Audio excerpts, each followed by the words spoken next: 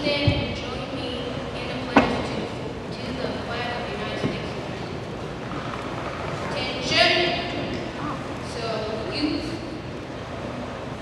pledge allegiance to the flag of the United States of America and to the republic for which it stands, one nation under God, indivisible, with liberty and justice for all.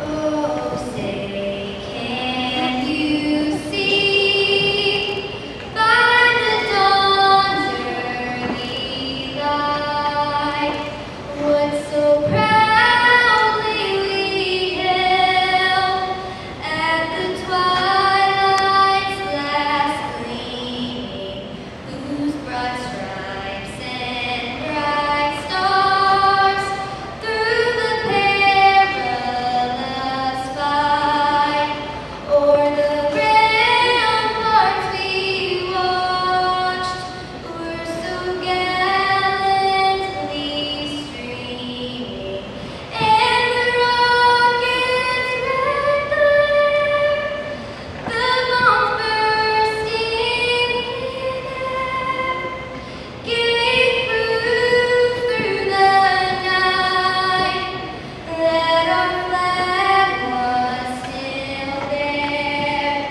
Oh, say does that star-spangled banner yet wave o'er the land of the free and the home of the brave?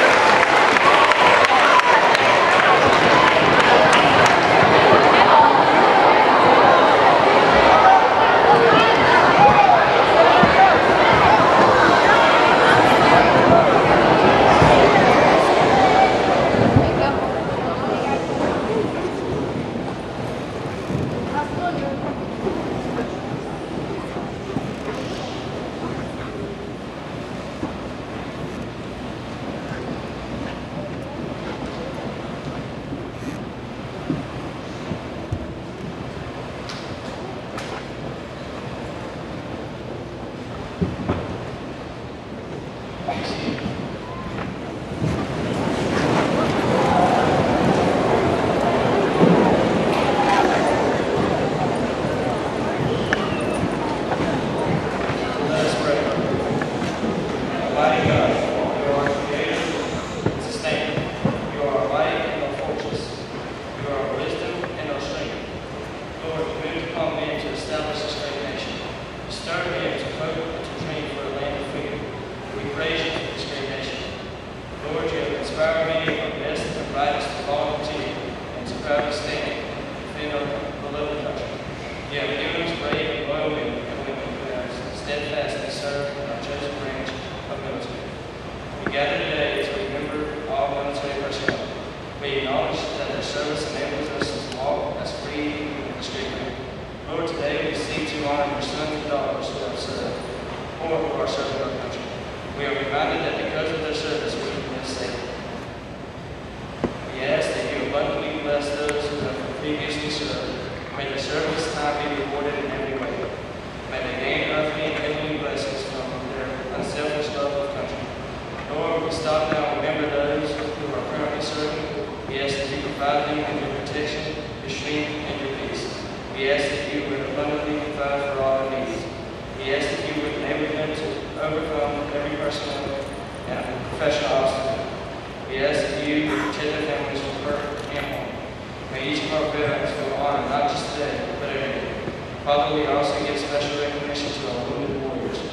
We realize that many of our heroes are dealing with physical and emotional wounds that occur as a result of the time of service to our country.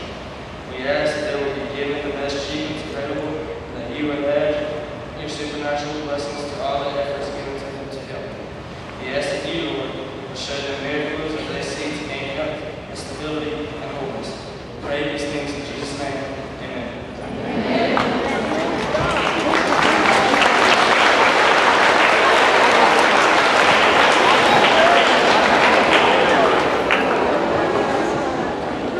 Thank you very much. We want to welcome each and every one of you guests, families, community members.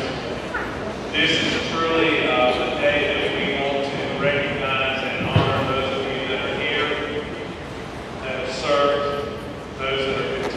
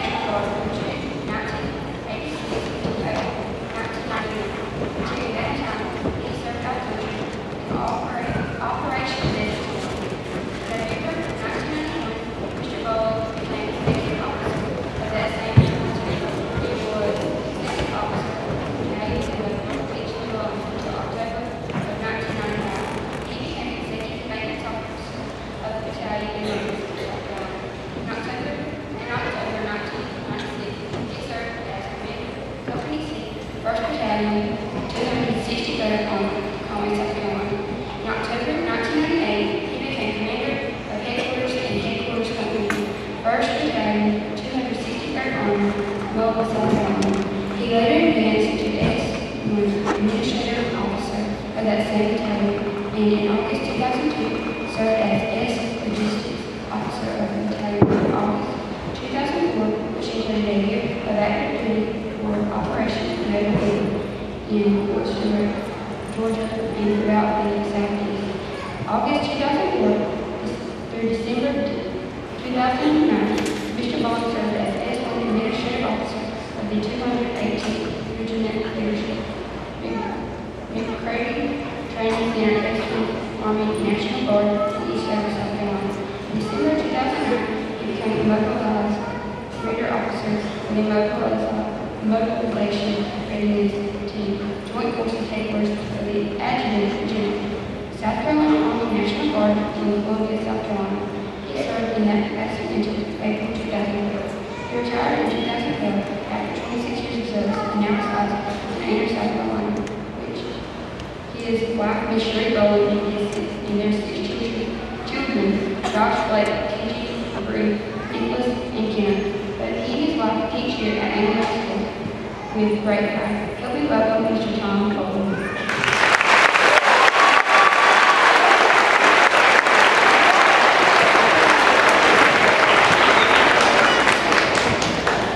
Good afternoon, middle school.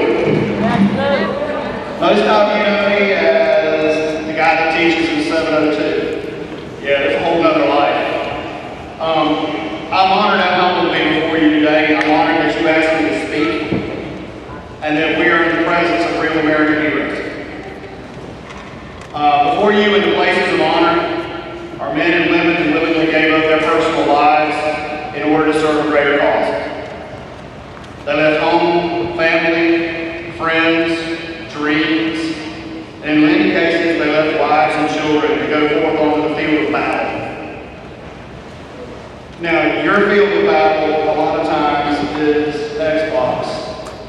It's not dirty, it's clean. Our field of battle is dirty, it's sweaty, it's bloody. But there was no hesitation, there was no doubt. America called, and they went bravely into the unknown.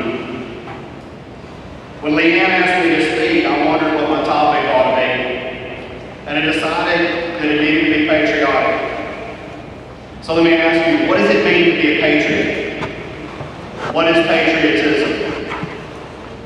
Patriotism is defined in Webster's dictionary as the love that people feel for their country. Patriotism is what you feel when you hear the national anthem and your heartbeat picks up. It's the pride you feel when the colors, the American flag, is presented. It's the raw excitement you feel when the Blue Angels or the Thunderbirds flash by and you hear a roar by an air show.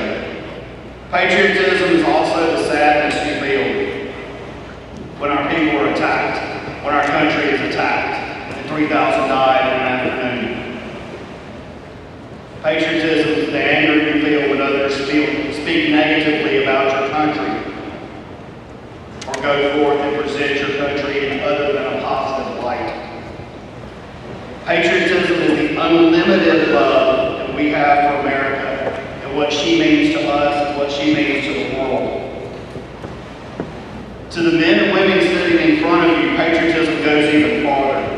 When we took our oath of enlistment, or in my case, the oath of commissioning, we said the following. We said, I, stated our name, do solemnly swear or affirm that I will support and defend the Constitution of the United States of America against all enemies, foreign and domestic, that I will bear true faith and allegiance to the same, that I will obey the orders of the President of the United States, the orders of the officers appointed over me, according to the regulations of the Code, Uniform Code of Military Justice. So help me God. If it's been said once, it's been said 100,000 times. By swearing our allegiance to the Constitution, we also swore our undying allegiance to America, to the ideals that made our country great, to you, the citizens of our great country. But we took one step further. We wrote our country a check. We wrote our country a blank check. And our check is made out to the United States of America. It has no date. It has no expiration date. The check is written for up to and including my life. This means that we have dedicated our whole lives to the safety, security, and betterment of our country. If this means we die, so be it. We accept that willingly. Many men and women have given their lives for our country. We say that they made the ultimate sacrifice. The men and women in this room can name the names of those that they know that made that sacrifice. In the military, we have a saying. We say that all gave some and some gave all. Those soldiers had names. Guys like Staff Sergeant James Bullitt, Sergeant Edward Philpott, Sergeant David Linebacker, CW4 Patrick Leach. Those are guys I served with. They died in the country. This is in honor of those who have gone before us and died in our country. From my personal experience, I can tell you that being in the Army, being in the South Carolina Army National Guard is the single best thing, short of giving my life to Christ, that I've ever done. The bond that forms between soldiers is unbreakable. We share common struggles, common victories, and weather common storms. It doesn't matter whether we're in the Army, the Navy, the Air Force, the Marines, the Coast Guard, we speak the same language, we speak similar languages. Our country is greater than we are. President John F. Kennedy famously said the following: ask not what your country can do for you. Ask what you can do for your country. Our country, America, was built on sacrifice. We sacrifice for each other. Your parents sacrificed for you. We sacrifice time, money, personal space, whatever. Those of us in the military, we sacrificed. We gave up our civilian lives, comfortable clothes, air conditioning, running water, comforts of home. Not too many people here can say they've taken a bath in the desert from a 5-gallon work can they take it?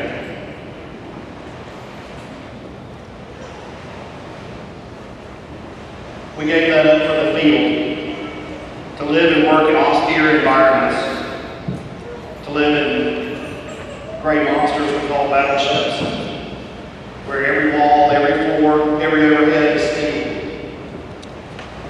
to live in titanium aircraft, to live in main battle tanks. Our water was trucked in. Sometimes our food came from a plastic pouch. We call them MREs. My own career, I spent days and nights in a 72-ton main battle tank in M180s. As a matter of fact, my gunner is in this room. I lived on my tank with my 4 crewmen. I had myself, my gunner, a driver, and a loader. We fought the tank. We lived the tank. We kept it running. We did what command required us to do. In the infantry, you may have lived in a foxhole. Foxhole is a hole just deep enough for 2 men. May have had overhead cover to protect it from shrapnel or bullets. Home could have been an advanced fighter aircraft forward deployed to a base in the desert. Home could have been a nuclear submarine underwater for 6 months or 9 months at a time with little or no contact with home. We do this because we love America. We do this, we did what we do because you, our children, our family, our country is more important than we are. So we gave all that we had to ensure her greatness, her protection, and her future. We have veterans in this room for World War II, Korea, Vietnam, Panama, Grenada, Desert Storm, Operation Iraqi Freedom, Operation Enduring Freedom in Afghanistan. We also have veterans of continuing operations around the world, places like Africa, Syria, Kosovo, and others that can't be named because of operational security. Students, take some time and talk to these vets. Find out what it was like to face the Germans in France.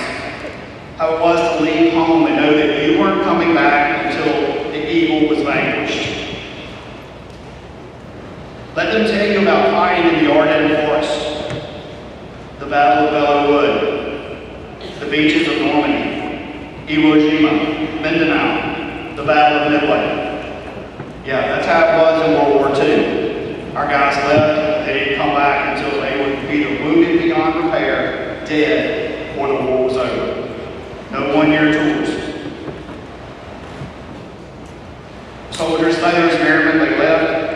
They went to Normandy, they went to the Pacific, knowing they would not see American soil again until it was done.